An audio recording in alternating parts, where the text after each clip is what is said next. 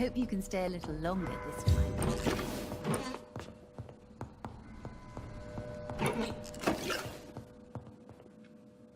Good evening, Miss Price. How are you tonight? Dr. Reed! I didn't know you had returned from the war. I had a new doctor when you left, but he's not as kind as you. Always glad to see a former patient in good condition. It's been a long time. Too long indeed. And as a token of my appreciation, I'll grant you the best price if you fancy buying anything from my humble shop. What can you tell me about yourself, Miss Price? I'm still managing my shop. The only difference is, since the quarantine, we're open at night. You, on the contrary, seem to have changed a lot. Really? Have I changed that much? It must have been the war, and the night shifts since my return. Don't get me wrong, Dr. Reed, you're still handsome. Just maybe a little bit wiser, more serious. It suits you well.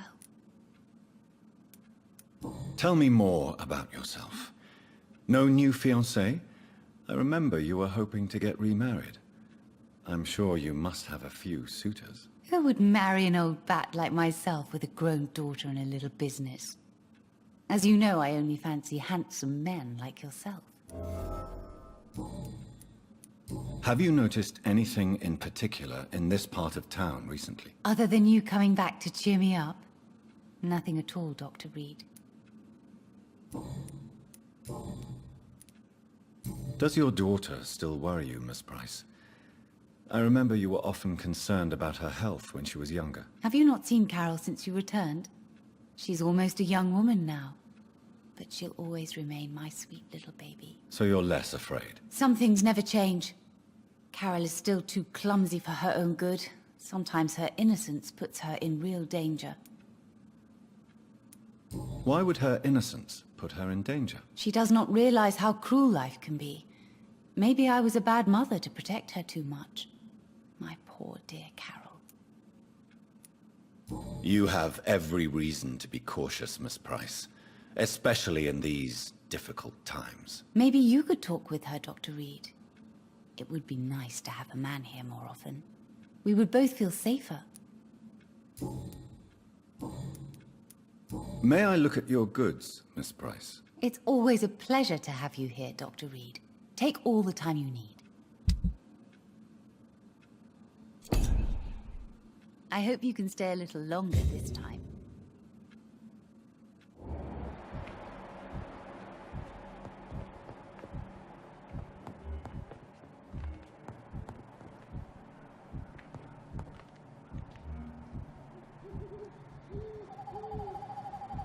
Dr. Reed, I am glad.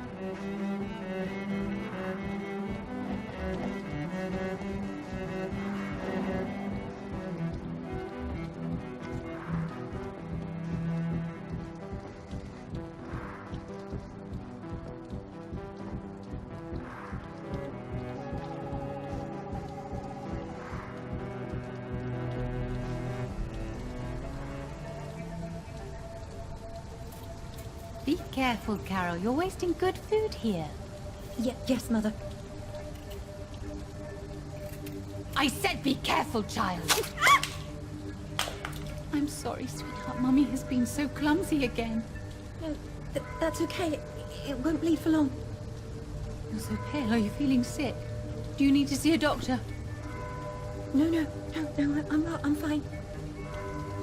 I already saw the doctor last week. Don't be silly, you must see a doctor. Just don't tell him how clumsy your mummy is, all right? I love you so much, my baby. I love you too, Mother.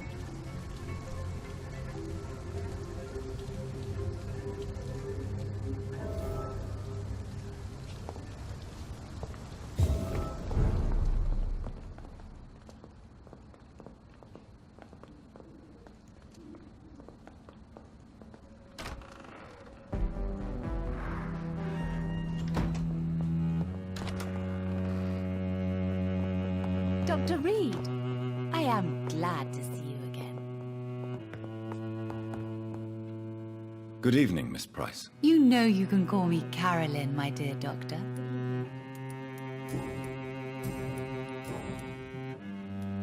Tell me, Carolyn, do you often wound or hurt your daughter by mistake? No. I always thought it was Carol's clumsiness that caused these incidents. Maybe it's a family trait, Doctor. You really believe it's just bad luck and being clumsy then? Of course, Doctor. What else could it be? I have nothing to hide.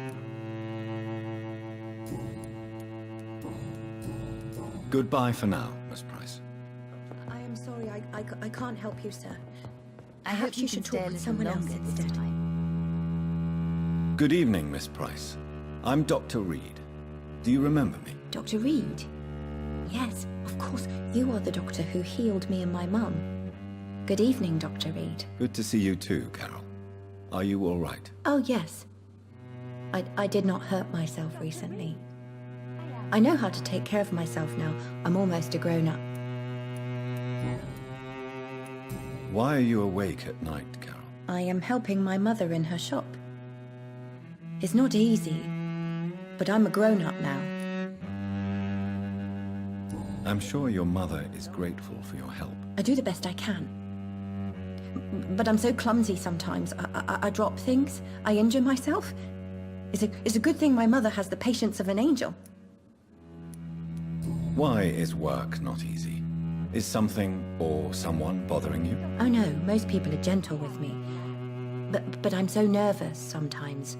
I pay no attention and hurt myself. Good thing my mum learned first aid. What can you tell me of the people living nearby? I don't speak to many people, except our customers. It's not easy to make friends. With the epidemic, it's even more difficult. What can you tell me about the epidemic? Some of our regular customers have left London. Some others only send their housemaids now.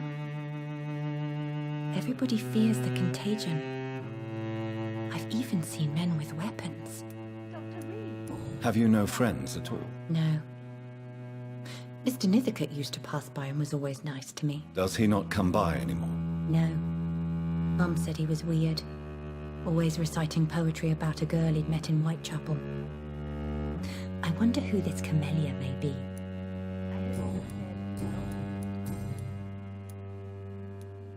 Do you enjoy working with your mother? Oh yes, Doctor. My mother raised me alone after my father died. We've always lived together, and she has always watched over me. Do you remember your father? No, I was just a baby then. My mother always told me how strong and good he was. Do you ever think about getting married now you're a woman? Oh no, Dr. Reed. Mum always says I'm still a child who has no idea how tough life can be.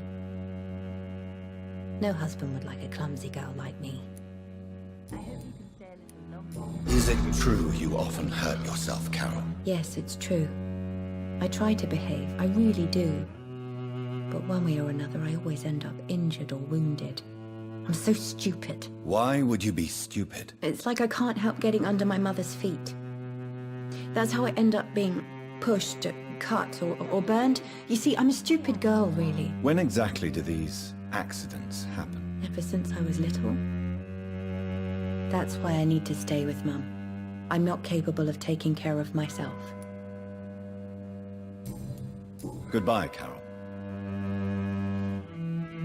I am sorry, I can't help you, sir. Good evening, Miss Price. You know you can call me Carolyn, my dear doctor.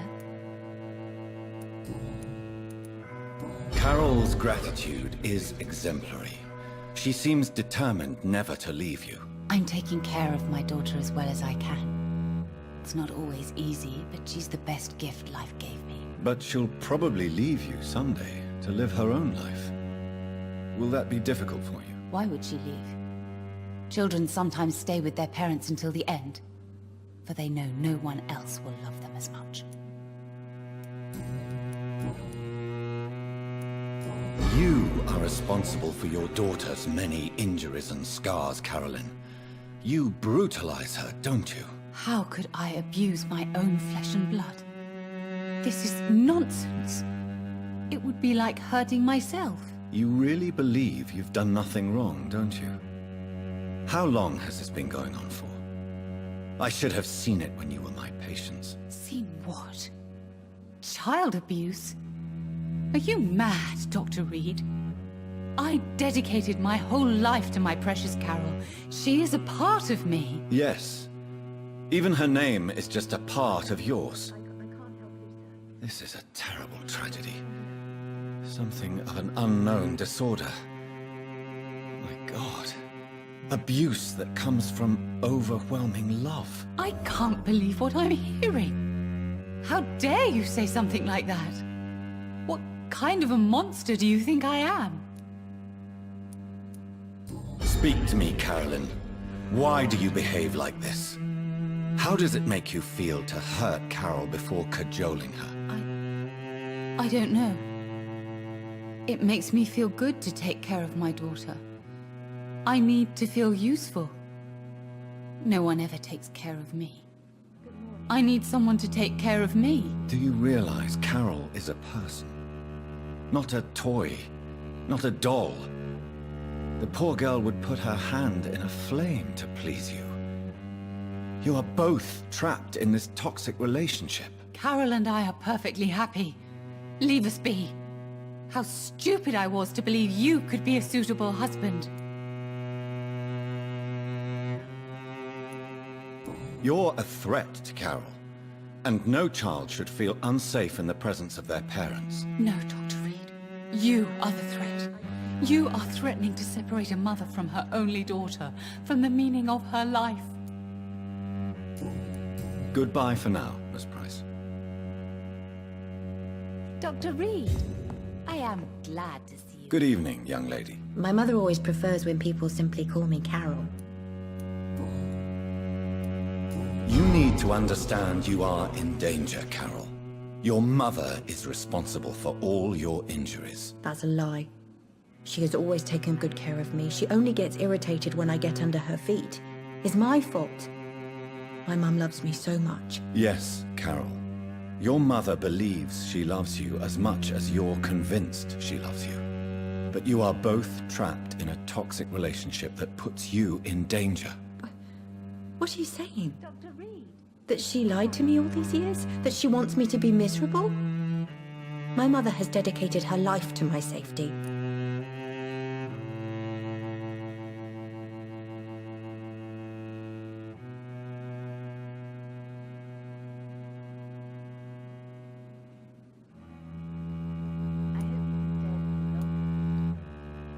Your mother is terribly sick, Carol.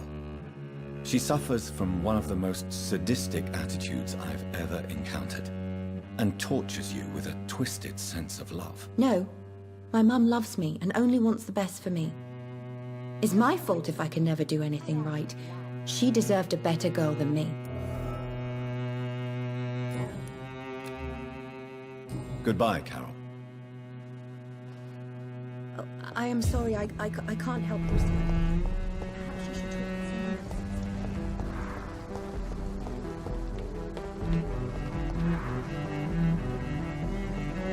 Good evening, sir. May I ask you what you're doing here at this late hour? I'm conducting an investigation about the epidemic in this part of town. And who are you, sir? I'm Dr. Jonathan Reed from the Pembroke Hospital. May I ask who you are and why all the questions? I'm Detective Inspector Charles Albright from Scotland Yard. And I don't find your answers convincing. What is a Pembroke doctor doing in the West End at this time of night? I work for the Ascalon Club. Here is my permit to go freely about the city. The Ascalon Club? You should have said so, sir. I must warn you, these streets are dangerous, and you'd better be careful. What can you tell me about this district? I'm the one asking questions, especially when there's a killer on the loose. What killer? I'm not going to discuss that with the civilians, sir. Haven't I told you about the investigation I'm conducting? Perhaps I could help you. All right, without giving you too much information, I'll tell you this. I'm convinced there is a homicidal maniac on the loose, using the epidemic to disguise his kills. And what about the epidemic? We both know the situation is critical, don't we, Doctor?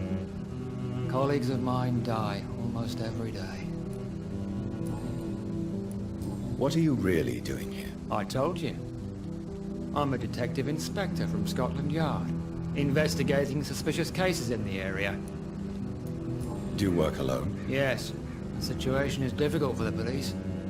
Many of us are sick, and since the summer strike, most men apply a work to rule on their patrols. What about the situation in the East End? Why are there no police there to protect the civilians? I know, it's a shame, but we just don't have enough men to cover the entire city. Why are you investigating at night? Criminals rarely act in daylight, you know. But since you are also a night worker, have you noticed anything strange, which requires police attention?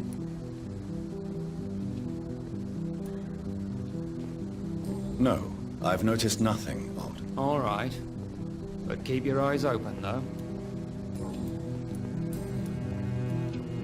Tell me all you know about that homicidal maniac you're looking for. I'm not even sure there is only one. The wounds are always the same, but the modus operandi varies.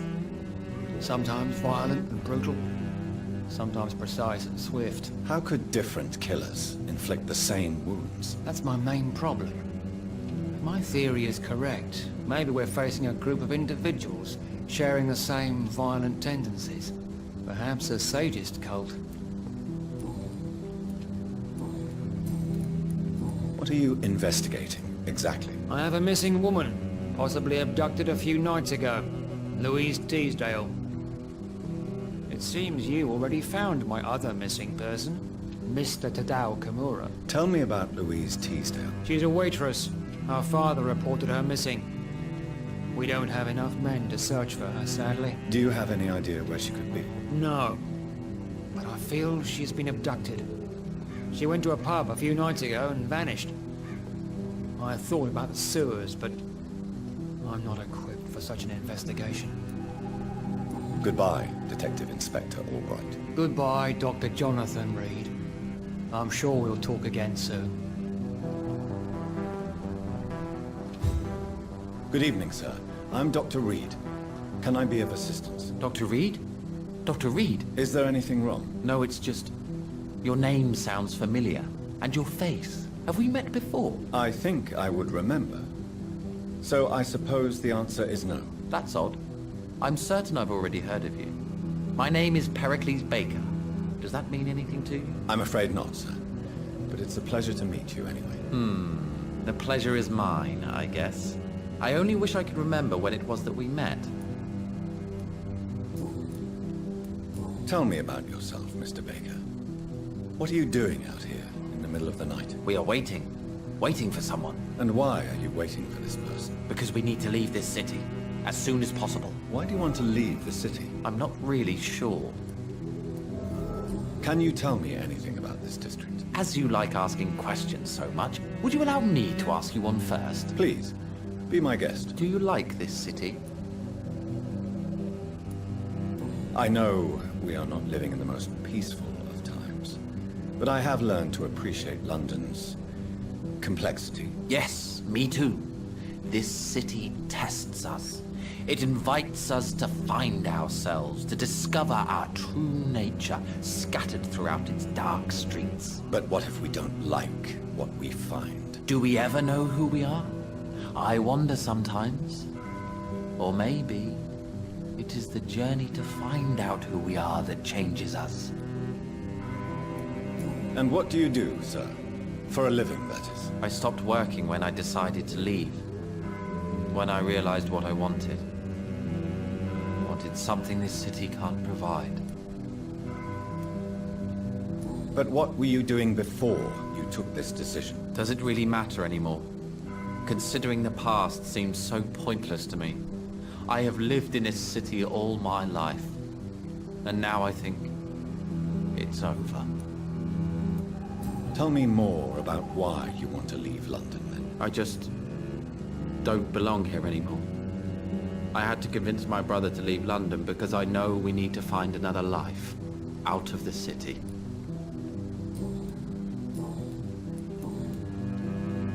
Who are you waiting for? I'm sure he has a name. I really can't answer that question, since I don't know that person. And why is that? This person is mostly my brother's acquaintance. I don't even know his real name. Only that this man could help us leave this city once and for all. But why would you need this person's help to leave London anyway? Well, I thought we should have left this cursed place already, but my brother convinced me to stay a while longer, and here we are. Goodbye, Mr. Baker.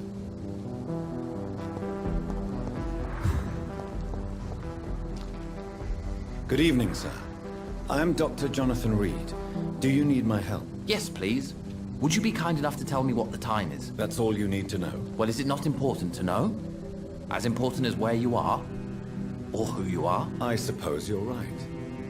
And who are you then, sir? I am Agamemnon Baker. Like my brother, I think we need to leave this city immediately. And my brother and I rarely agree on anything. May I ask what you're doing outside at this hour of night? I don't know. You should ask my brother instead. It was his idea in the first place. You must have your own ideas. From what I have managed to understand, I guess we're supposed to wait here. Waiting for someone to come. What can you tell me about this part of town? It's the only place I've considered myself happy. Or at least that's what I believe. Unfortunately, it's time to leave. Why is that? Because I'm not feeling happy here anymore. Are you? I still enjoy living in London, no matter how difficult it can be sometimes. Then I am sincerely happy for you. True happiness in life seems to be the most difficult goal to reach these days. May I ask why you've not gone already, if you're so exasperated by this long wait? I believe fear is holding us back.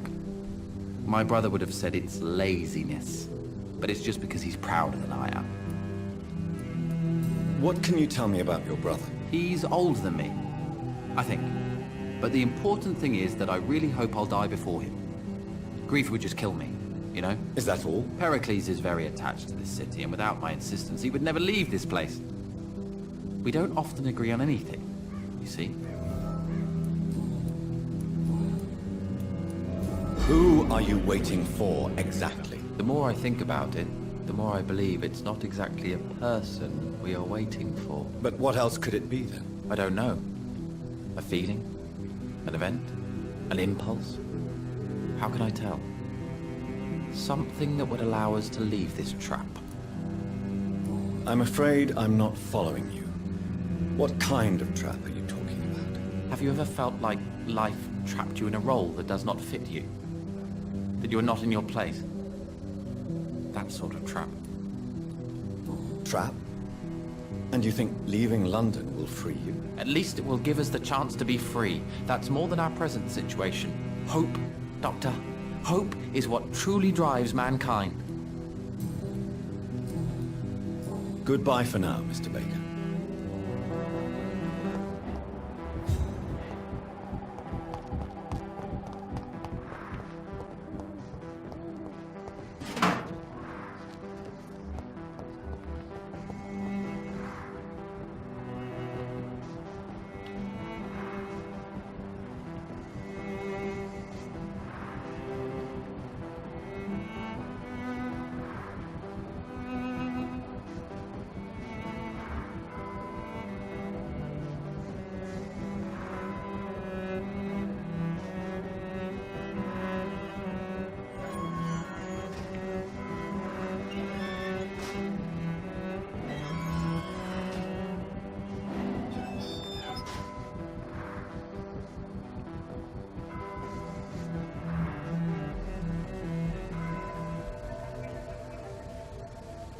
We should be far from town already.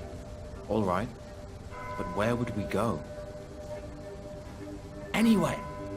Anywhere that isn't here. And what is that, by the way? A safer place? A less strange place? And where would that be? Life is strange. And we are alive. For now, yes. But for how long? If we decided to flee, we should be far from town already. All right. But where would we go?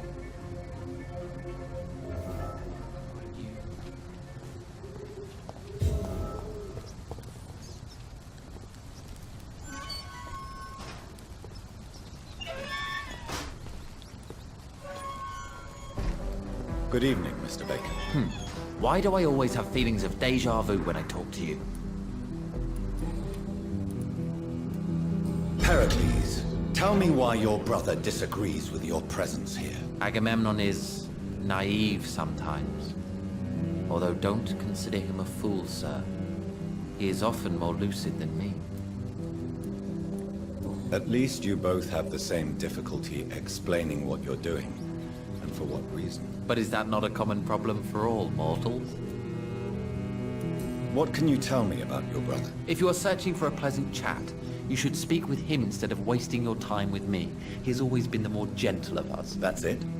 That's all you can tell me about him? For the time being, true kindness is the most valuable quality, my good sir. Tell me more about your strange feelings towards the city. I would be happy to describe them, but it's too hard to explain with mere words what I'm feeling. It's unclear, too confused. Go on, please. Where should I start? The world is chaos. Men go mad, and nature itself runs roughshod over us all. This is not the first time mankind has faced a deadly epidemic, or a war. Men kill each other, while nature decides to kill them all. I don't know what scares me the most. Do you? Plagues and epidemics can be seen as an implacable force, a curse even. But the ferocity of mankind worries me more, for we choose what we do. Yes. At least nature is not aware of all the suffering she brings to us. At least that's what I am hoping. How long have you been waiting for this man? Sometimes I feel as though I've been waiting for him for ages. Perhaps it is my role in life to wait for him. Not a pleasant thought. It could be dangerous for you, waiting here all night. That's quite true. But what other choice do we have? We are waiting here until we finally go. Mr. Baker, I have met many strange people during my life, but you are definitely one of the strangest. Really? I don't feel particularly odd or weird. All I want to do is leave. What's wrong with that? Why are you still waiting for this person? What would be the point of going before meeting the man, as he's going to help us leave? Pericles, what are you going to do now? I don't know. Perhaps it's time to leave. Perhaps we should stay a little longer. How can I tell? And where exactly are you thinking of going? In a place where I will finally have that feeling, to be where I belong. The world has to be meaningless chaos to make such a heaven plausible. Goodbye, Mr. Baker. Hello again, Dr. Reed. What are you really afraid of, Agamemnon? The problem is, it's precisely what I don't know that frightens me. So I suppose I can't really answer your question. Tell me, how long have you been waiting here? I can't say for sure, since I have no watch. But the night is still young, and I am not tired. Is that the most honest answer you can give me? Yes, I think so. Why does it irritate you, sir? Is comprehension really that important to you? I'm a scientist. I try my best to understand things. I know the world has to obey unbreakable rules. You know, or you want the world to obey such rules? I know one thing. I do not understand who you are. And it's better that way. What kind of life would we live if we could summarize a person in a few words or a few lines? you finally managed to leave London, where do you intend to go? A happy place, that's for sure. A place where I can smile because I know the next day will be better than the previous one. Such a place doesn't exist. There are never any guarantees that tomorrow will be a better day. That would mean I have no hope left, and I just can't accept such a conclusion. Goodbye for now, Mr. Baker.